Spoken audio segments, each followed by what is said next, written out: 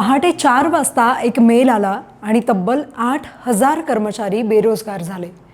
विचार करा, कालपर्यंत तुम्ही ज्या कंपनीसाठी रात्रंदिवस काम केलं त्याच कंपनीने आज सकाळी तुम्हाला एक ईमेल पाठवून सांगितलं की आजपासून कामावर येऊ नका। हेच भयानक वास्तव आज मेटाच्या हजारो टॅलेंटेड कर्मचाऱ्यांच्या वाट्याला आलंय। जगाला व्हर्च्युअल जगाची स्वप्न दाखवणाऱ्या मार्क झुकरबर्गच्या एका ईमेलनं हजारो कष्टाळू हातांमधून त्यांचं करिअर हिसकावून घेतलं गेलं।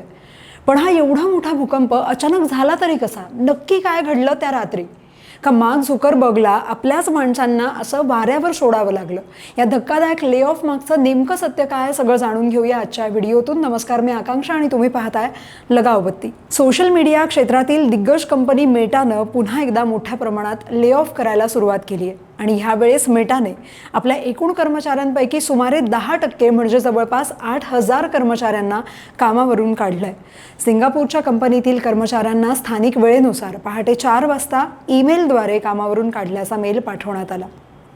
धक्कादायक बाब म्हणजे मेटानं हे ईमेल टप्प्याटप्प्यानं पाठवायला सुरुवात केली।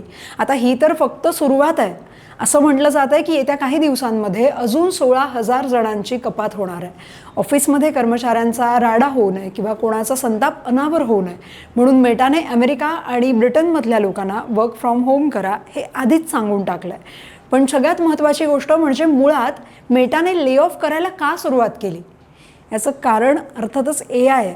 कंपनी आता माणसांपेक्षा जास्त AI नेटिव्ह टीम्स तयार करण्यावर भर देते। मार्क झुकरबर्गला आता कंपनीत खूप मोठी फौज नकोय, मोजकी आणि तंत्रज्ञानाशी जोडलेली माणसं हवी आहेत। मेटाने तब्बल 7,000 कर्मचाऱ्यांच्या जबाबदाऱ्या बदलल्यात आणि 6,000 नवीन जागांची जी भरती आहे ती सुद्धा तडकाफडकी थांबवली आहे। झुकरबर्गने आता सगळा मोर्चा जो आहे तो AI कडे वळवला असून या वर्षामध्ये ते या तंत्रज्ञानात 125 ते 145 अब्ज डॉलर्स खर्च करणार आहेत। थोडक्यात तंत्रज्ञानाच्या शर्यतीत पुढे जाण्यासाठी झुकरबर्गनं आपल्या हजारो कर्मचाऱ्यांच्या भविष्याचा बळी दिला। शिवाय मेटाच्या या अचानक आलेल्या निर्णयामुळे कर्मचाऱ्यांमध्ये इतकी दहशत पसरली होती की ज्यांना अजून कामावरून काढल्याचा मेलही आला नव्हता त्यांनीही आपली तयारी करून ठेवली होती। कर्मचाऱ्यांनी त्यांच्या बॅगेत चार्जर, लॅपटॉपचे केबल्स आणि काही स्नॅक्स भरून ठेवले होते। त्यामागचं कारण असं की जर त्यांना ऑफिसमधून बाहेर काढलं किंवा त्यांचा लॅपटॉप लॉक झाला तर किमान त्यांच्याकडे स्वतःचं वैयक्तिक सामान आणि घरी जाईपर्यंत लागणारे स्नॅक्स तरी असायला हवेत। शिवाय कामावरून काढताना मेटाने या लोकांना रिकाम्या हातानं पाठवलेलं नाही। असं म्हटलं जात आहे की कंपनीने त्यांना 4 महिन्यांचा पगार ॲडव्हान्समध्ये दिलाय।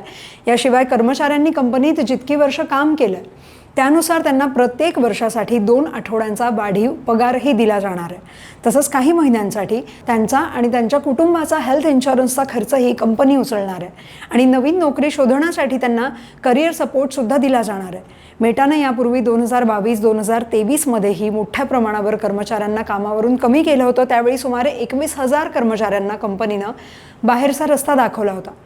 बरं, हा ले ऑफ फक्त मेटापुरता मर्यादित नाही आहे। गेल्याच आठवड्यात सिस्को सिस्टम्सनं 4,000 लोकांना घरी पाठवलं आहे। मग ते मायक्रोसॉफ्ट असो, ॲमेझॉन असो, डिझनी असो किंवा ओरॅकल, एकामागून एक सगळ्याच मोठ्या कंपन्यांनी कर्मचारी कपातीचा सपाटा लावला आहे। ओरॅकलनं तर कहरच केला होता।